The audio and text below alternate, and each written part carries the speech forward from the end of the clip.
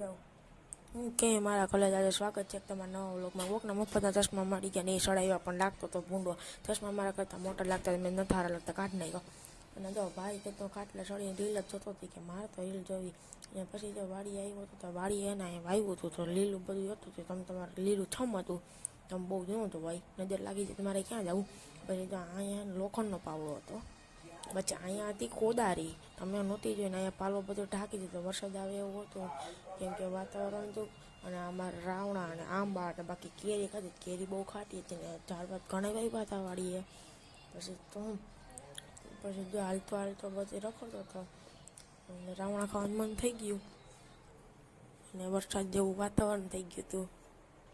અને જો વરસાદ આવવાની તૈયારી જ હતી, મને લાગે કે હવે વરસાદ આવશે એટલે આવશે. જો કેમ કે વરસાદ બહુ અંધેર હતો, રાજકોટ બાજુ વરસાદ હતો. મેં તો હવે વરસાદ આવશે એટલે મેં ભાઈને કીધું કે તું ગાઈ દોઈ નહીં અને હવે આપણે ઘર ભેગા વહેલા મોડો થાય.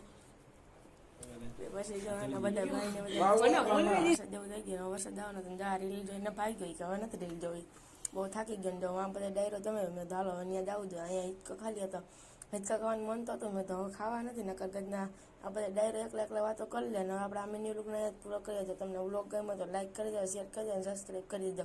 ફરી મળીએ એક નવા મિની વ્લોગમાં. બાય.